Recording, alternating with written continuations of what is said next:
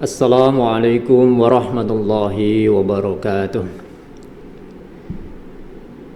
Alhamdulillahi rabbil alamin wal aqibatu lil muttaqin wassalatu wassalamu ala sayyidil mursalin Sayyidina Muhammad wa ala alihi washabbihi ajma'in.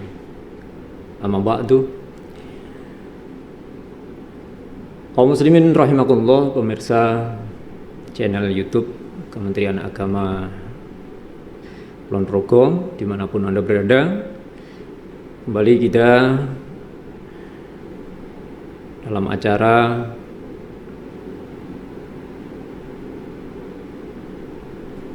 Gemar Ramadan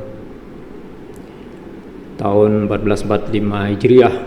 Semoga semuanya diberikan nikmat, semua diberikan kesehatan, semua diberikan kebaikan oleh Allah Subhanahu wa taala, yang dengan kebaikan itu kita gunakan untuk mengabdikan diri kita kepada Allah Subhanahu wa taala. Salawat dan salam kita jangan lupa senantiasa kita sampaikan kepada uswatun hasanah kita, pribadi mulia yang nanti akan sangat menentukan nasib kita di akhirat kelak.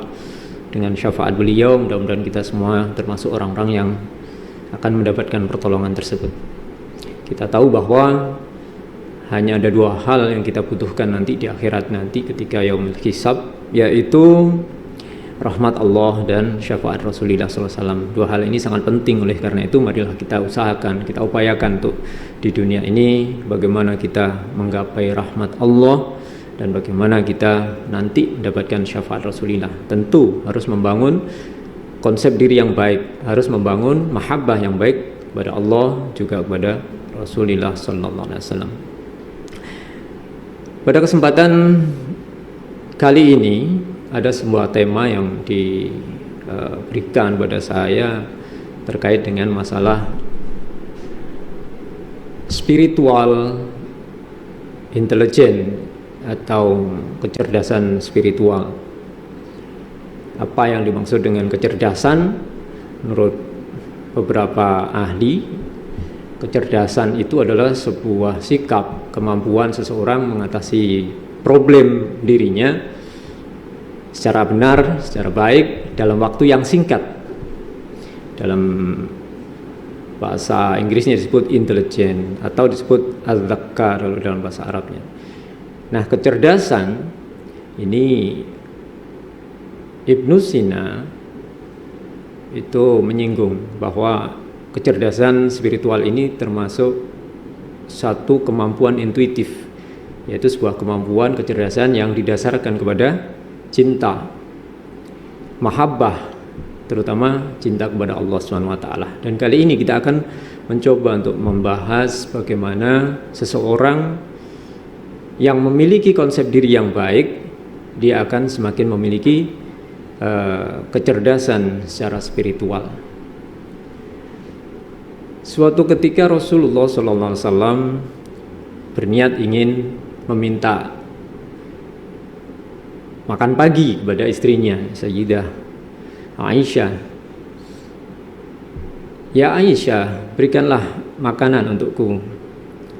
Kemudian jawab Sayyidah Aisyah, maaf Rasulullah, makanan yang harusnya aku berikan kepadamu tadi ternyata sudah diminta oleh seseorang yang kurang mampu, sehingga engkau tidak memiliki jatah makan pagi hari ini. Apakah Rasulullah SAW kemudian marah atau kemudian merasa kecewa? Tidak. Rasulullah SAW justru mengatakan bahwa itulah hartaku yang sebenarnya. Jadi ini cara kita mempelajari apa yang dilakukan oleh Rasulullah SAW adalah bagaimana kita melanggengkan atau mengabadikan harta itu adalah dengan cara menginfakkan atau mensedekahkan kepada orang yang membutuhkan atau kepada orang lain. Terkait dengan masalah mahabbah, cinta, ini bahwa setiap yang kita lakukan, kita tahu bahwa semuanya sudah ditentukan oleh Allah Subhanahu wa taala. Orang yang memiliki kecerdasan spiritual akan menyadari bahwa hidup ini hanyalah satu proses perjalanan yang tidak lama tentunya. Setelah kita tumbuh, kemudian tumbang. Ada gemuruh, kemudian senyap. Kita hidup, kemudian mati. Namun apakah cuma ini, sebatas ini yang kita lakukan? Tentu tidak. Harus ada hal yang kita ambil, harus ada hal yang bisa kita ciptakan dalam proses-proses kehidupan kita ini, yang kelak akan kita pertanggungjawabkan. Dalam sebuah ayat dinyatakan, ayahsabul insanu ayutroka sudda. Apakah kalian mengira bahwa kalian dibiarkan begitu saja, tidak dimintai pertanggungjawaban? Atau dalam ayat yang lain disebutkan, am hasibtum anna khalaqnakum abasa. Apakah kalian mengira bahwa kalian itu diciptakan dengan main-main? Tentu tidak. Oleh karena itu, kehidupan yang diberikan oleh Allah SWT ini marilah kita gunakan dengan sebaik-baiknya, dengan niat untuk mengabdi kepada Allah SWT dalam rangkaian ibadah-ibadah yang sudah ditentukan oleh Allah SWT. Seorang yang memiliki kecerdasan spiritual biasanya memiliki konsep diri yang baik. Bagaimana dia menyadari siapa dirinya, siapa Tuhannya, dari mana dia berasal. Kemudian dia membangun konsep dirinya, apa yang harus dilakukan. Seorang yang memiliki konsep yang lebih baik, konsep diri yang baik, tentu dia memiliki kecerdasan spiritual yang baik. Ini menurut beberapa penelitian yang dilakukan oleh beberapa akademisi. Setidaknya ada beberapa hal ini. Satu, apabila dia memiliki konsep diri yang baik, maka dia akan memiliki kecerdasan spiritual yang baik. Yang kedua, kalau dia memiliki kemampuan komunikasi interpersonal yang baik, dia juga akan memiliki kecerdasan spiritual yang baik juga. Yang ketiga, apabila dia memiliki keduanya, yaitu konsep diri yang baik juga kemampuan komunikasi interpersonal yang baik, dia akan memiliki kecerdasan spiritual yang baik. Jadi ada hubungan. Nah, bagaimana kita membentuk konsep diri kita dengan baik? Tentu harus dilakukan dengan belajar, dengan ilmu, dengan mengetahui. Karena futuh atau terbukanya kesadaran kita tentang Allah, tentang apapun, itu ada dua hal. Pertama, kadang kita mendapatkannya secara ilham. Walaupun ilham itu ada yang mengatakan tidak mudah untuk mendapatkan ilham. Tidak semua orang, karena ada dalam sebuah makalah dikatakan bahwa la ilhama illa li arifin wala arifa illa li ilhamin. Ma'rifat itu tidak diberikan kepada orang yang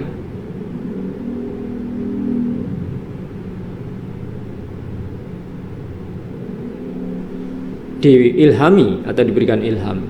Ilham juga tidak akan diberikan kepada orang yang tidak ma'rifat. Jadi hanya orang-orang arifin saja yang mendapatkan ilham dari Allah SWT, atau wangsit kalau bahasa sekarang. Yang kedua adalah futuh dengan ilmu. Nah, yang dengan ilmu inilah yang kemudian orang akan memiliki pengetahuan yang kokoh, yang mapan. Biasanya akan langgeng. Para pemirsa yang dimuliakan oleh Allah SWT, kembali ke masalah kecerdasan spiritual ini. Saya teringat sebuah kisah di dalam kitabnya Hujjatul Islam Imam Al-Ghazali, yaitu Ayuhal Walad salah satunya. Di sana disebutkan beberapa nasihat dari Hatim Al-Asom tentang bahwa kita ini tidak memiliki apa-apa. Dalam sebuah makalah tentang pertanyaan gurunya Syakik Al-Balkhi, ada Hatim Al-Asam ini, sudah 30 tahun ikut denganku, apa yang kamu dapatkan? Beliau hanya mengatakan, saya hanya mendapatkan 8 hal setelah mengikutimu. Apa itu? Satu diantaranya adalah bahwa Hatim ini melihat banyak manusia ini memiliki kekasih, memiliki teman, mahbuban masyukan, yang teman ini, kekasih ini kadang hanya bisa menemaninya sampai ila marodil maut, ketika sakit mau meninggal. Ada yang menemaninya sampai ke kubur, anak-anaknya mungkin, tapi tidak satupun dari mereka yang mengikutinya sampai masuk ke dalam kubur. Kemudian berpikir, kalau begitu afdalu mahbubil mar'i, menurut Hatim Al-Asam ini, sebaik-baik kekasih itu sesungguhnya adalah ma yadkhuluhu fi qabrihi. Jadi apa yang mau masuk bersamanya di dalam kubur dan menemaninya di sana. Dan tidak ada satupun yang menemaninya kecuali a'malus sholihah. Maka kemudian Hatim Al-Asam ini dengan tekad yang kuat untuk senantiasa beramal soleh, untuk membuat teman sebanyak-banyaknya untuk kebutuhan di kuburnya nanti, yang akan menemaninya dan tidak akan meninggalkannya selamanya. Yang kedua, beliau mengatakan, ra'aitu wahidan minan nas, saya melihat masing-masing menungso atau manusia itu yas'a fi jami'i khutamid dunya, dia itu sibuk ngoyo di dalam mencari, mengumpulkan dunia. Wa yumsikuhu qabidon yadahu alaih, dan kemudian menggenggamnya dengan kuat dan tidak melepaskannya. Kemudian dia ingat satu ayat dari perkataan Allah Subhanahu wa taala menyatakan bahwa ma indakum yunfidu wa ma indallahi baq. Apa yang ada pada kalian itu akan lenyap, akan sirna gitu. Tapi apa yang ada pada Allah akan langgeng, akan kekal gitu. Kemudian dia mengganti, fabaddaltu, keinginannya, mengganti keinginannya, mahsuli minat dunya, dari dunia, liwajhillahi ta'ala, kepada tawajuh kepada Allah, mengabdi kepada Allah Subhanahu wa taala. Fafaraqtuhu, kemudian membagikan harta saya itu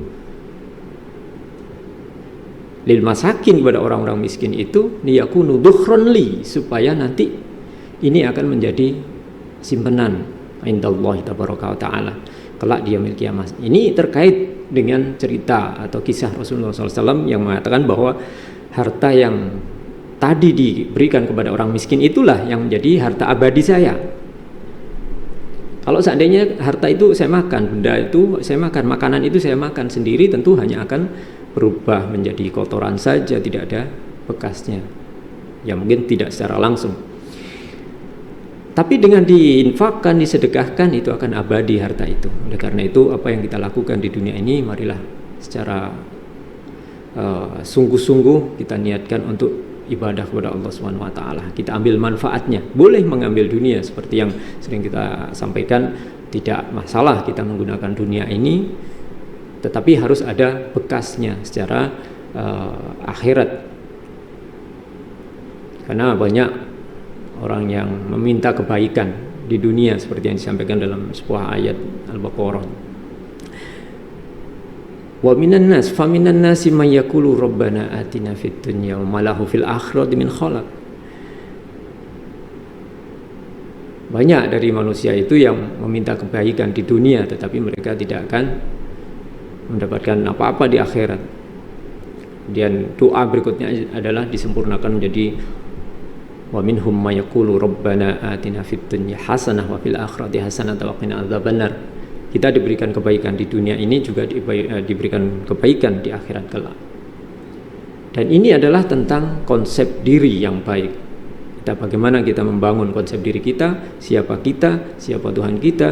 Karena orang yang tahu tentang dirinya, tentu dia akan tahu tentang siapa Tuhannya. Dan inilah yang kemudian akan menjadi bekal kita untuk lebih bersemangat meningkatkan kecerdasan spiritual kita untuk mendekatkan diri kepada Allah Subhanahu wa taala. Saya kira itu yang bisa saya sampaikan untuk kesempatan pagi hari ini. Mudah-mudahan bermanfaat. Banyak salah, mohon maaf. Wal afu minkum. Syukron wa dumtum bil khairi wal barakati wa najah. Wassalamualaikum warahmatullahi wabarakatuh.